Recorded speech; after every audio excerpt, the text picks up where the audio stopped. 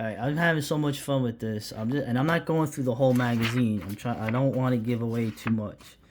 Uh, Blackula. Now it's funny because Blackula, this movie is so well done. The William. Oh come on, I'm forgetting his name. William Marshall. This guy is such a great actor. Okay? Uh, a lot of pathos in ostensibly a black exploitation film, right? But the guy directed it. He directed episodes of the Mod Squad.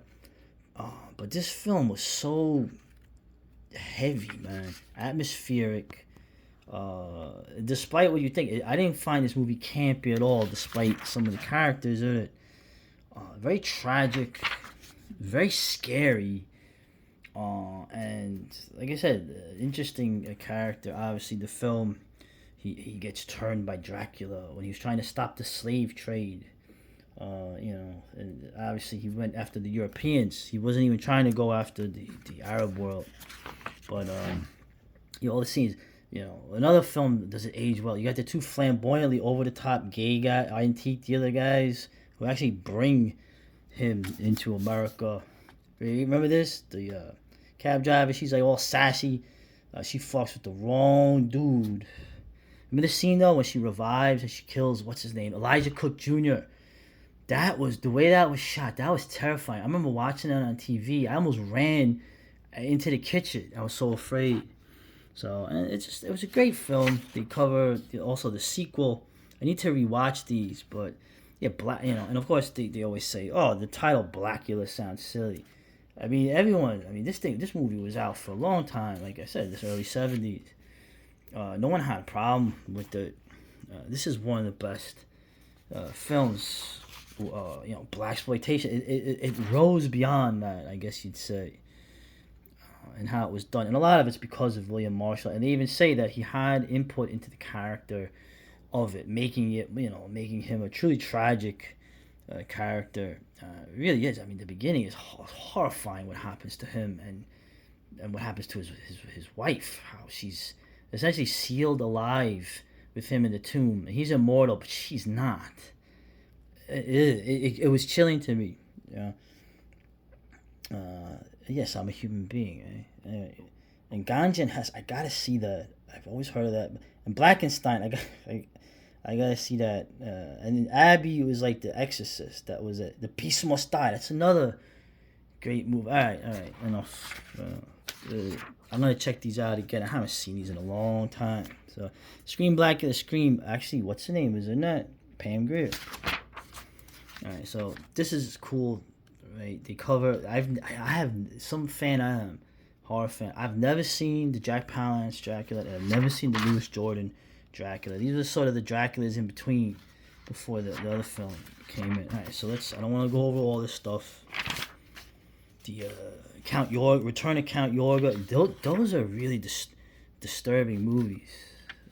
You think, what can you do? There's something about these films, the way that they call it Manson-esque, but yeah, these are really like effective vampire films. But I don't want to cover all that. I never saw this either. House of Dark Shadows. I heard that this is a mayhem-filled movie. Like almost everybody dies in it, but I don't want to give it away. Seven Golden Vampires. Huge fan. They talk about the same thing they always talk about, the differences between the Hammer and the Shaw Brothers, how they filmed, right? They didn't film in sound. And interesting, this guy here, isn't you guys are gonna not know what I'm talking about. The writer Houghton, isn't that? I wonder if he's related to the British actor. He was kind of like in a lot of the '90s Hong Kong films. He was Lau Kar Yang's disciple. There's videos of him with his daughter. It's very interesting. His British accent, when he speaks English, he has a Cantonese accent now. Very interesting. I don't know if he's related to him. He's a Hung Gar master. I know none of you care about that, but yeah, dude. Oh man. And and this is what I'm talking about. Like I told you in retrospect, right? When Satanic Rites of Dracula came out, that was the last Dracula film really from Hammer. When that movie came out, Warner Brothers didn't even want to release it Okay, they didn't release it until like the late 70s. Same thing with the Legend of Silver and Gold, the vampires, bro. Those two films are amazing. Satanic Rise of Dracula is awesome. I don't understand, man. That movie, I could go into a whole video about that film. Legend of the Seven Golden Vampires. I mean, listen, I'm a Shaw Brothers fan, and I'm a Hammer fan, and it's just, it's like magic. And meanwhile, like, you know, the Warner Brothers, the hell you know. Hey. Alright, so like I said, great issue. Great issue. They got more. I mean, how many movies with Santo? Like, how many luchador movies where he's fighting Dracula? These are just two that they mentioned, but bro, you buy Scary Monsters, man. You gotta support this thing. The Monster Kids. I know you're gonna miss the Monster Kids when they're gone. Okay, how many of us Gen Xers are gonna be, you know, around at this rate? But Scary Monsters, you know. I had to do two vids, amazing, fit it all in. The vampires. Actually, I have an idea for a film with the vampires as a metaphor for something else, the opposite of what you think I'm thinking. Okay, someday maybe you'll see it. All right. Well, my cryptic, yes.